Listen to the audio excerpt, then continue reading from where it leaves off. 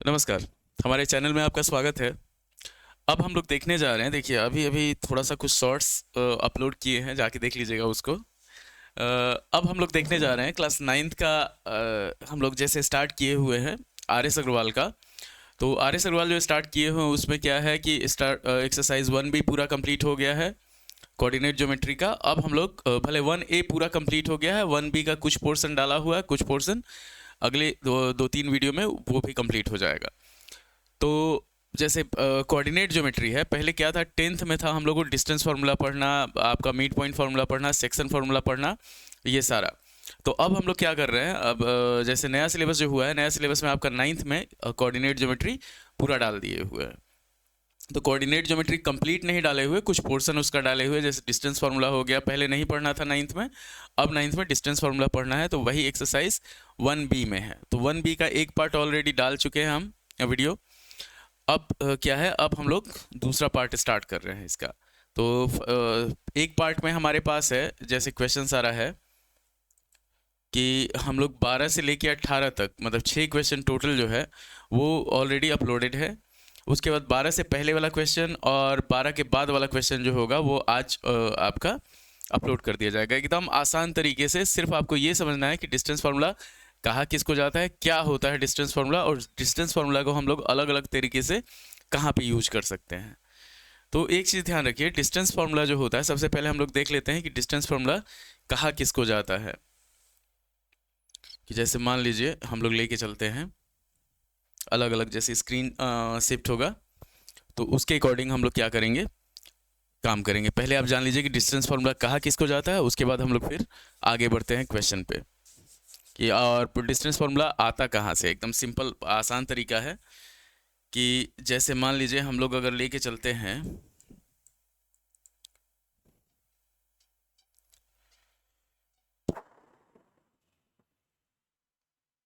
चलिए हो गया।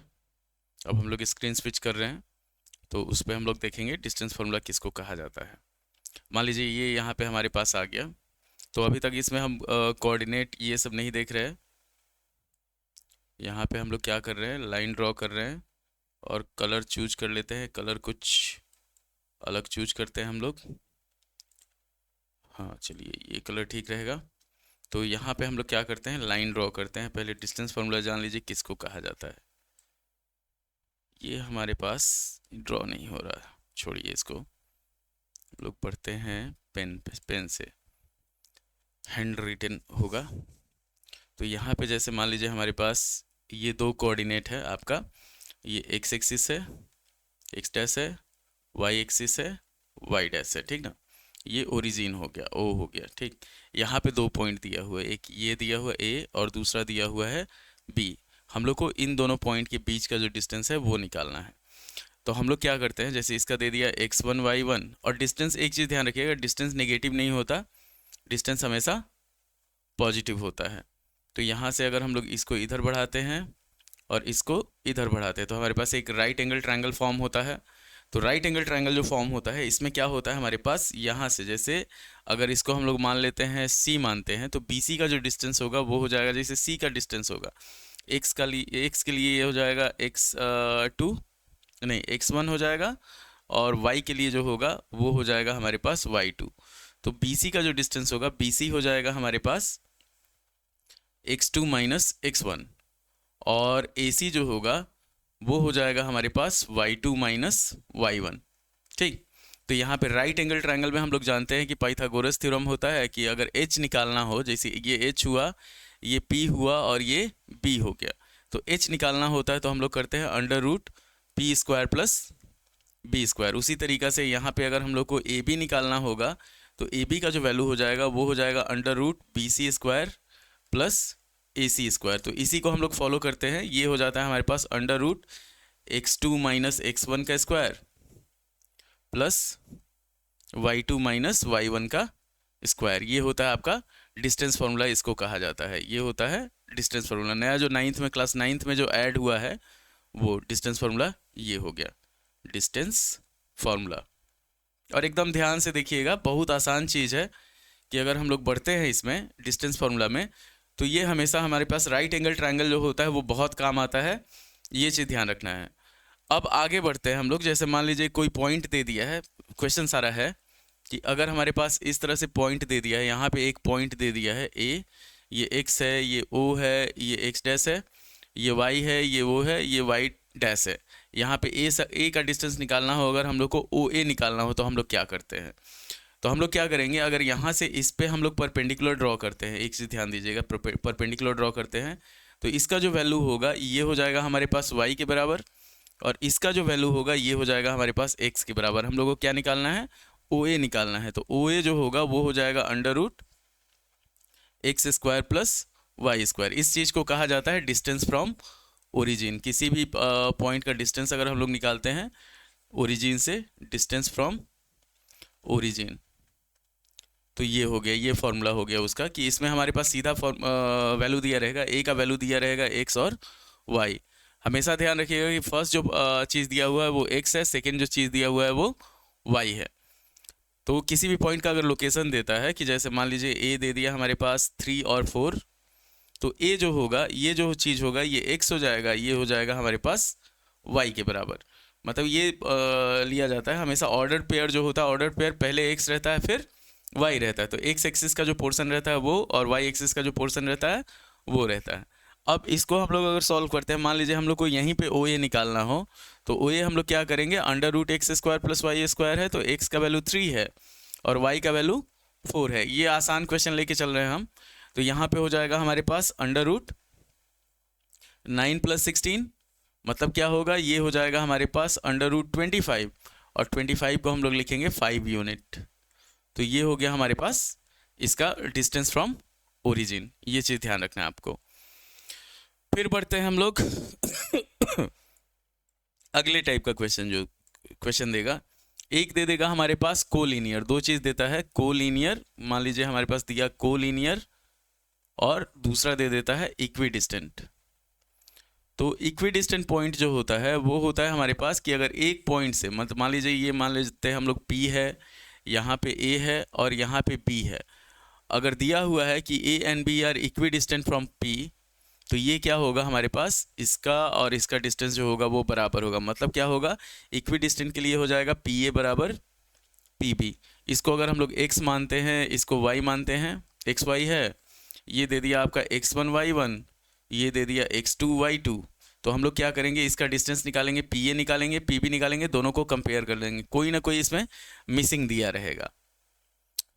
कोलिनियर पॉइंट किसको कहा जाता है? तो कोलिनियर कहा जाएगा कि अगर एक स्ट्रेट लाइन है, मान लीजिए हमारे पास A दिया हुआ है, B दिया हुआ है और ये C दिया हुआ है, तो for collinear points AB plus BC must be equal to AC। AB plus BC must be equal to AC। मतलब क्या होना चाहिए, ये इसके बराबर होना चाहिए। ये चीज़ ध्यान रखना है आपको। उसके बाद हमारे पास अलग अलग टाइप का ट्रायंगल दे देता है, कि जैसे मान लीजिए ये तो हो गया हमारे पास। अच्छा, इक्विडिस्टेंट में एक और चीज़ देता है कि अगर मान लीजिए आपको सर्किल दे दिया, सर्किल का सेंटर दे दिया O, इधर एक पॉइंट दे दिया A, इधर एक पॉइंट दे दिया B। तो एक चीज़ ध्यान रखिए, सर्किल का रूल होता है कि उसका रेडियस जो होता है सब इक्वल होता है। तो ये भी इक्विडिस्टेंट पॉइंट में ही आ जाएगा। यहाँ पे क्या लेंगे, अगर सर्किल का केस दिया हुआ है तो OA बराबर OB लिया जाएगा। ठीक। उसी तरह क्या होता है कि पैरेललोग्राम अगर हमारे पास लेके चलते हैं, मान लीजिए ये हो गया हमारे पास इक्विडिस्टेंट पॉइंट्स, डिस्टेंस फार्मूला हो गया, डिस्टेंस फ्रॉम ओरिजिन हो गया। इसमें एक चीज़ आता है और, कि अगर हम लोग डिस्टेंस फार्मूला का यूज कहाँ कहाँ करते हैं। तो जैसे मान लीजिए हमारे पास कोई ट्रायंगल दे दिया है, ये एक ट्रायंगल दे दिया है ABC दिया हुआ है, तीनों का x1 y1, ये दे दिया आपका x2 y2, ये दे दिया हमारे पास x3 y3, और पूछ रहा है कि आपसे बताइए कि किस टाइप का ये ट्रायंगल है। इतना ध्यान रखना है आपको, ट्रायंगल का टाइप बताना है कि किस टाइप का ट्रायंगल है। तो ट्रायंगल के टाइप के लिए अगर हमारे पास, हम लोग क्या करेंगे, पहले तो AB निकालेंगे, फिर BC निकालेंगे और फिर AC निकालेंगे डिस्टेंस फार्मूला से। इतना ध्यान रखना है। उसके बाद फिर कंपेयर करेंगे कि अगर AB बराबर BC बराबर AC रहेगा तो क्या होगा, तीनों साइड इक्वल होता है तो वो होता है हमारे पास इक्विलेटरल ट्रायंगल। इक्विलेटरल, अगर दो साइड इक्वल है, AB बराबर BC है मान लीजिए, तो ये हो जाएगा हमारे पास आइसोसेलस ट्रायंगल। अगर तीनों में से कोई इक्वल नहीं, जैसे A B is not equal to B C और B C is not equal to A C है, तो ये हो जाएगा हमारे पास scalene triangle. Right angle triangle के लिए क्या होगा कि ए बी स्क्वायर, मतलब राइट एंगल ट्रायंगल के लिए if A B square plus B C square is equal to A C square है, देन क्या हो जाएगा, angle B is equal to 90 degree. अब इसी में क्या करता है कि अगर हमारे पास दे देता है आइसोसेलस राइट एंगल ट्रायंगल, तो आइसोसेलस राइट एंगल ट्रायंगल का एक केस होता है कि ये राइट एंगल ट्रायंगल भी होता है और दो साइड इसका इक्वल भी होता है। मतलब क्या होगा कि ए बी सी अगर दिया हुआ है तो बी 90 डिग्री, तो ये पाइथागोरस थ्योरम से हो जाएगा। आइसोसेलस राइट एंगल ट्रायंगल में क्या होगा, हमारे पास दो केस फॉलो करेगा, दो कंडीशन फॉलो करेगा। आइसोसेलस राइट एंगल ट्रायंगल, ये अगर लेके चलते हैं आइसोसेलस राइट एंगल ट्रायंगल, तो इस केस में हमारे पास क्या हो जाएगा, A B is equal to B C हो जाएगा, और क्या होगा, A B square plus B C square is equal to A C square होगा। इतना ध्यान रखना है आपको कि अगर हम लोग ट्रायंगल लेके चलते हैं, राइट एंगल ट्रायंगल लेके चलते हैं, मतलब ट्रायंगल का तीनों पॉइंट दिया हुआ है, तो हम लोग क्या करेंगे कि अगर तीनों साइड बराबर है तो इक्विलेटरल, दो साइड बराबर है तो आइसोसेलस ट्रायंगल, तीनों साइड इक्वल नहीं है तो स्केलिन हो जाएगा। उसके बाद हो जाएगा कि अगर राइट एंगल ट्रायंगल प्रूव करना है तो A B square plus B C square is equal to A C square, तब क्या होगा, एंगल बी जो होगा वो 90 के बराबर होगा। और आइसोसेलस राइट एंगल ट्रायंगल अगर प्रूव करना है तो उसमें क्या होगा, पाइथागोरस थ्योरम भी फॉलो करेगा और आइसोसेलस ट्रायंगल भी फॉलो करेगा। ये चीज़ ध्यान रखना है। उसी तरह अगर मान लीजिए हमारे पास क्वाड्रिलेटरल दे देता है, कि अगर हम लोग लेके चलते हैं कोई भी क्वाड्रिलेटरल दे दिया, हम लोग को उसका टाइप डिसाइड करना है, हम लोग को शेप तो पता नहीं है उसका, ए बी सी और डी दिया हुआ है। ए का दे दिया x1 y1, बी का दे दिया आपका x2 y2, सी का दे दिया x3 y3 और डी का दे दिया हमारे पास x4 y4। ये चीज़ ध्यान रखना है। तो हम लोग क्या करेंगे, हम लोग इसमें निकालेंगे ए बी निकालेंगे, फिर बी सी निकालेंगे, फिर ए सी निकालेंगे, ए सी और बी डी दोनों निकालेंगे, ए सी और बी डी, बी सी के बाद सी डी निकालेंगे और सी डी के बाद ए डी निकालेंगे। तो ये चारों साइड हो गया और ये दोनों डायगोनल हो गया। इतना ध्यान रखना है आपको। अब केस हो जाएगा कि अगर हमारे पास ये पैरालेलोग्राम है तो पैरालेलोग्राम का अपोजिट साइड इक्वल होता है, A B is equal to C D और A D is equal to B C होता है। उसके बाद ए सी जो होगा वो बी डी के बराबर नहीं होगा, मतलब पैरालेलोग्राम का डायगोनल जो होता है वो इक्वल नहीं होता है। उसके बाद हम लोग करते हैं, अगर रेक्टेंगल निकालना हो, इसी को रेक्टेंगल प्रूव करना हो, तो रेक्टेंगल में क्या होगा, रेक्टेंगल में डायगोनल सिर्फ इक्वल हो जाता है। पूरा पैरालेलोग्राम ऐसा पैरालेलोग्राम होता है जिसका डायगोनल जो होता है वो इक्वल होता है रेक्टेंगल का। मतलब क्या होगा, ए बी बराबर सी डी, ए डी बराबर बी सी और ए सी बराबर बी डी हो जाएगा, मतलब इसमें डायगोनल भी इक्वल होगा। अगर इसको रोम्बस प्रूव करना है तो रोम्बस के लिए क्या होगा, सब साइड बराबर हो जाएगा रोम्बस के लिए, कि A B is equal to B C is equal to C D is equal to A D और A C is A D और A C is not equal to B D होगा। मतलब rhombus ऐसा square होता है जिसका diagonal, ऐसा parallelogram होता है जिसका सब साइड इक्वल होता है। बस ये चीज़ ध्यान रखना है। और उसी में अगर डायगोनल इक्वल हो जाएगा रोम्बस का तो वो स्क्वायर हो जाएगा। अगर रोम्बस को हम लोग को स्क्वायर प्रूव करना है तो स्क्वायर के केस में क्या होगा, स्क्वायर का सब साइड इक्वल होता है, मतलब क्या हो जाएगा, A B is equal to B C is equal to C D is equal to A D और A C is equal to B D हो जाएगा। इतना ध्यान रखना है आपको। तो क्लास 9th में इतना सारा ऐड किया हुआ है। एक चीज़ और ऐड किया हुआ है कि जैसे मिड पॉइंट, अगर किसी दो पॉइंट दिया हो, दोनों पॉइंट के बीच का मिड पॉइंट हम लोग को निकालना हो, मिड पॉइंट हम लोग कैसे निकालेंगे, ये चीज़ नया जो चीज़ ऐड किया है वो चीज़ कोऑर्डिनेट ज्योमेट्री में क्लास 9th के।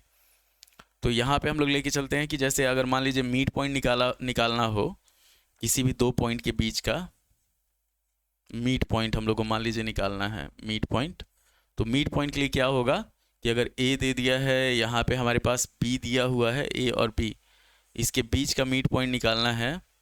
तो ये हो गया, मान लीजिए एम हुआ। मिड पॉइंट कहाँ किसको जाता है, एकदम आधा आधा, जो पॉइंट किसी भी लाइन को या लाइन सेगमेंट को आधा आधा डिवाइड करे उसको हम लोग बोलते हैं मिड पॉइंट।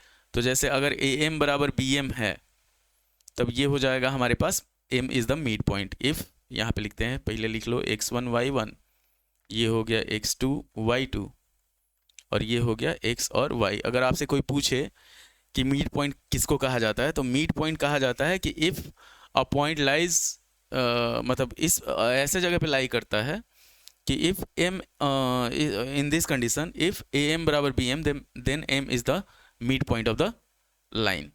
मतलब क्या होगा कि अगर हमारे पास ए एम बराबर बी एम है तो यहाँ पे हम लोग बोल सकते हैं कि m इज़ मिड पॉइंट। अब इस मिड पॉइंट को निकाला कैसे जाएगा? तो मिड पॉइंट निकालने का तरीका होता है कि जैसे मान लीजिए हम लोग को x निकालना है और क्वेश्चन इतना सिंपल नहीं देता है, इतना ध्यान रखिएगा। क्वेश्चन देता है हमेशा क्या देगा, एक मिसिंग दे देगा, उसको आपको फाइंड करना है। तो यहाँ पे अगर हम लोग को x निकालना है तो ये हो जाएगा हमारे पास x1 प्लस x2 बाई 2, और y निकालना है तो ये हो जाएगा y1 प्लस y2 बाई 2। सीधा एकदम सिंपल है, सीधा सिंपल जो तरीका है मिड पॉइंट निकालने का वो। और कोऑर्डिनेट ज्योमेट्री क्या है? कोऑर्डिनेट ज्योमेट्री अभी तक आपको जो जैसे 7 था, 8 था, 9 था, सब में सेम पढ़ाया जा रहा था। क्वाड्रेंट बता दिया गया, पॉइंट का लोकेशन बता दिया गया, एक्स एक्सिस बता दिया गया। एक और चीज़ होता है, आपको रिमाइंड रखना है, हमेशा ध्यान रखना है कि अगर कोई भी पॉइंट है, दे दिया कि पॉइंट ऑन एक्स एक्सिस, तो एक्स एक्सिस का जो पॉइंट होगा उसका फॉर्मेट हो जाएगा हमारे पास x और 0, और y एक्सिस का जो पॉइंट होगा उसका फॉर्मेट जो होगा वो हो जाएगा हमारे पास 0 और y। हमेशा क्या होगा, जो पॉइंट x एक्सिस पे होगा उसमें x का वैल्यू होगा, y 0 होगा, और जो y एक्सिस पे होगा वो उसमें x 0 होगा और y का वैल्यू दिया रहेगा। एक और यूज है मिड पॉइंट जो फॉर्मूला है उसका, कि अगर हमारे पास मान लीजिए कोई पैरेललोग्राम दे दिया है, तो पैरेललोग्राम का क्या करता है, एक पॉइंट कोई मिसिंग कर देता है। ए बी सी डी दिया हुआ है, ये पैरेललोग्राम है, ये सिर्फ पैरेललोग्राम के केस में यूज होता है। तो पैरेललोग्राम कितने टाइप का हो जाता है? रेक्टेंगल भी पैरेललोग्राम होता है, स्क्वायर भी पैरेललोग्राम होता है, इतना ध्यान रखिएगा। उसके बाद आपका रोम्बस भी पैरेललोग्राम होता है। तो ये सारा चीज़, ये चारों केस में क्या होगा, अगर पैरेललोग्राम दिया हुआ है, रेक्टेंगल दिया हुआ है, स्क्वायर दिया हुआ है, रोम्बस दिया हुआ है, इस केस में इसका हम लोग पॉइंट ले लेते हैं x1 y1, x2 y2, यहाँ पे हो गया हमारे पास x3 y3, उसके बाद हो गया x4 y4। तो इस केस में क्या होता है कि अगर हम लोग डायगोनल खींचते हैं इस रेक्टेंगल का, डायगोनल खींचे तो O is mid point of both AC and BD। किसी भी पैरेललोग्राम के केस में डायगोनल जो होता है एक दूसरे को बाइसेक्ट करता है। अब रेक्टेंगल होगा तो इक्वल हो जाएगा डायगोनल, स्क्वायर होगा तो डायगोनल इक्वल होगा और परपेंडिकुलरली बाइसेक्ट करेगा, रोम्बस होगा तो डायगोनल परपेंडिकुलरली बाइसेक्ट करता है। तो यहाँ पे हमारे पास क्या होता है, ये और ये बराबर होता है और ये और ये बराबर होता है। तो अगर इसको हम लोग x और y मानते हैं तो x का दो वैल्यू हो जाएगा पैरेललोग्राम के केस में। एक x का वैल्यू हो जाएगा हमारे पास, अगर यहाँ पे x निकालना हो तो x हो जाएगा हमारे पास x1 plus x3 by 2। Second अगर x का वैल्यू निकालना हो तो ये हो जाएगा x2 प्लस x4 बाई 2। उसी तरह y का वैल्यू निकालना हो तो वो हो जाएगा y1 प्लस y3 बाई 2 और y2 प्लस y4 बाई 2। ये जब आप क्वेश्चन देखिएगा तो उसमें इस तरह का कोई क्वेश्चन दिया रहेगा ना, तो उसमें हम लोग सिंपल यूज करते हैं कि अगर पैरेललोग्राम का केस है, जैसे मान लीजिए इन दोनों को अगर हम लोग कंपेयर करेंगे तो 2 से 2 खत्म हो जाएगा। तो पैरेललोग्राम के केस में क्या होता है, x1 plus x3 is equal to x2 plus x4 होता है, और उसी तरह y1 plus y3 is equal to y2 plus y4 होता है। तो इतना ध्यान रखिएगा। तो हम लोग को इसमें सेकेंड चैप्टर में क्या क्या करना है ये चीज ध्यान रखिए। पहला हो गया आपका डिस्टेंस फॉर्मूला, पहला हो गया आपका हम लोग को जो चीज करना है, फर्स्ट हो गया डिस्टेंस फॉर्मूला। तो डिस्टेंस फॉर्मूला हम लोग कैसे निकालते हैं, ये हो गया। उसके बाद हम लोग को अगर डिस्टेंस फार्मूला के बाद बढ़ना है तो एकदम सिलेबस के हिसाब से चल रहे हैं। डिस्टेंस फार्मूला के बाद हम लोग को डिस्टेंस ऑफ फ्रॉम ओरिजिन, किसी भी पॉइंट का अगर ओरिजिन से डिस्टेंस निकालना हो तो वो। फिर उसके बाद कोलिनियर कैसे प्रूव किया जाता है, तो कोलिनियर में AB और BC निकालते हैं, AC भी निकालते हैं और दोनों को जोड़ के देखते हैं कि उसके बराबर है कि नहीं। इक्विडिस्टेंट पॉइंट जो होता है, इक्विडिस्टेंट पॉइंट में क्या होता है कि एक पॉइंट से 2 पॉइंट दिया रहेगा उसका डिस्टेंस, चाहे 3 पॉइंट दिया रहेगा उसका डिस्टेंस सेम रहेगा।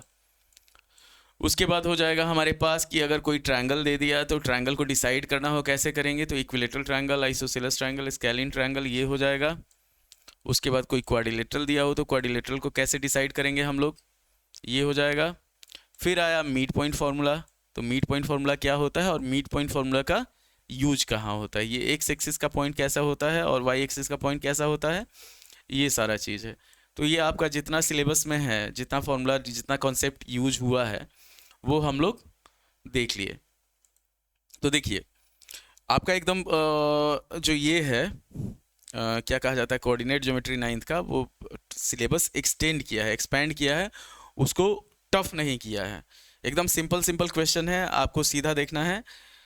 जो फार्मूला है 3-4 फार्मूला है, 3-4 फार्मूला पे सारा कुछ पेस्ट है, तो उसी के अकॉर्डिंग आपको काम करना है। तो एकदम इजी वे है और हमारा चैनल आपके सपोर्ट के लिए पूरी तरह सजग है, प्रयासरत है।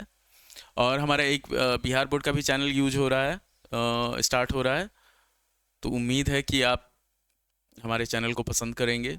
वीडियो को लाइक कीजिए, शेयर कीजिए, सब्सक्राइब कीजिए, कमेंट कीजिए, जो प्रॉब्लम आपको लगे। हम आपकी हेल्प के लिए यहाँ पे सदैव तत्पर हैं। धन्यवाद। लाइक करें, शेयर करें, सब्सक्राइब करें।